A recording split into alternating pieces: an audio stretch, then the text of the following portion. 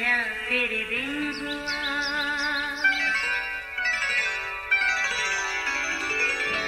नया फिर दिन हुआ, पुरानी रात का करे सो शुक्र हम खुदा की जात का, खुदा की जात का नया फिर दिन हुआ।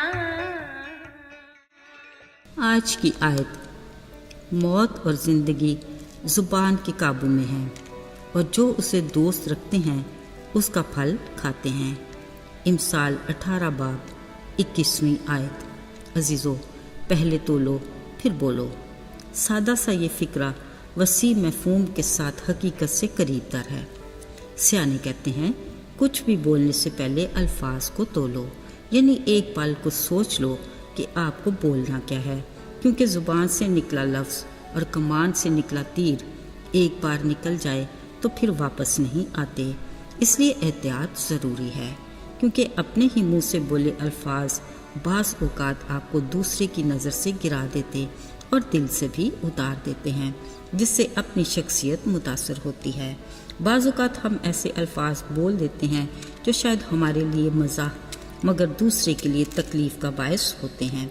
ऐसे रवैये इंतहाई नागवार हैं।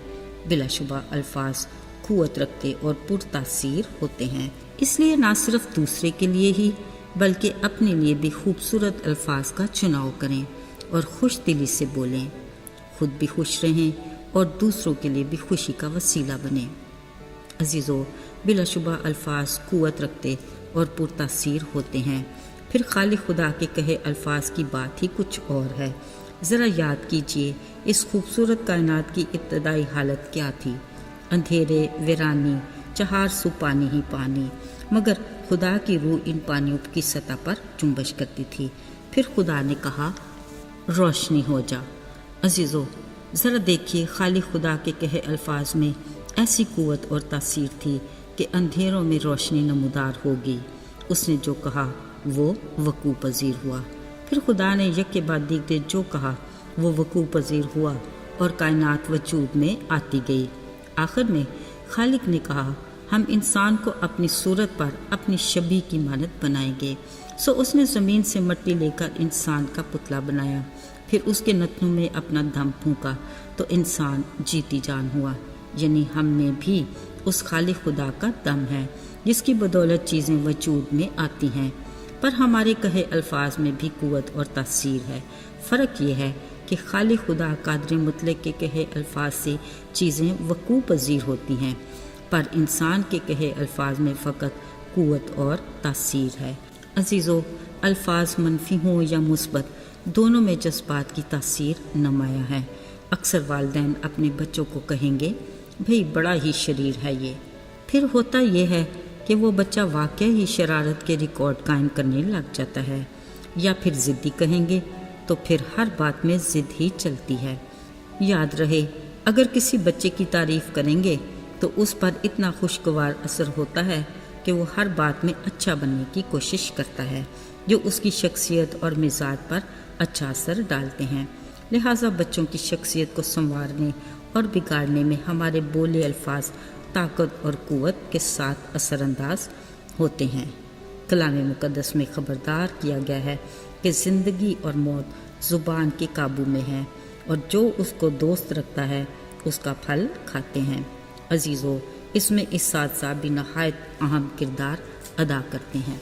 अजीज़ों, महज किताबें पढ़ा देना काफ़ी नहीं, बच्चों की शख्सियत की तामीर की अहम जिम्मेदारी भी मुअज़्ज़ज़ इसातिज़ा की ही होती है। इसलिए इसातिज़ा के अपने तालिब इल्मों के बोले अल्फाज उन्हें कामयाब या नाकाम बनाते हैं। लिहाजा बेहतरीन उस्ताद वो है जो खुद अपनी जगह पर ही खड़ा रहता है मगर अपने तालिब इल्म को तरक्की की ऐसी राह पर डाल देता है कि वो कामयाबी से अपनी मंज़िल पर पहुँच ही जाता है। इसलिए माशरे में उस्ताद का एहतराम और इज़्ज़त नहायत अहमियत की हामिल है।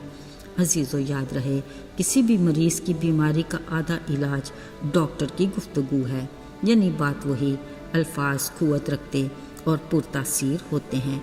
यकीनन हर मसीहा इस फ़लसफ़े को बखूबी समझता اور اپنے پیشے میں اس پر کاربند بھی رہتا ہے۔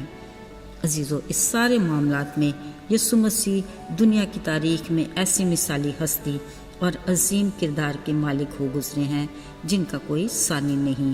وہ الہی ہستی صاحب اختیار کی طرح ایسی تعلیم دیتا کہ مذہبی لیڈر حیرت زدہ رہ جاتے۔ وہ دوا کے بغیر فقط اپنے چھونے اور کہنے سے ہی ہر طرح کے بیماروں کو شفا دیتا۔ بظاہر اس کے پاس کوئی حفاظتی عملہ نہیں تھا، پھر بھی بادشاہ اس سے ڈرتے تھے۔ وہ بے گناہ تھا، پھر بھی اسے صلیب دیا گیا۔ اس کی قوت اور قدرت کے ڈر سے بھاری پتھر سے اس کی قبر کے منہ کو بند کیا گیا، مگر وہ تیسرے دن بڑی قدرت کے ساتھ قبر اور موت کے بندھنوں کو توڑ کر آزاد ہو گیا۔ آئیے دعا کریں۔ بحر و بار کے خالق و مالک، زمانوں اور وقتوں پر اختیار رکھنے والے ہمارے خدا باپ، تو جو آج اور کل بلکہ اب تک یکساں خدا ہے، ہم تیری تعریف کرتے ہیں اور تیری دی ہوئی نعمتوں کے لیے ہم تیرے شکر گزار ہیں۔ ہمیں ہر پل تیری ضرورت ہے۔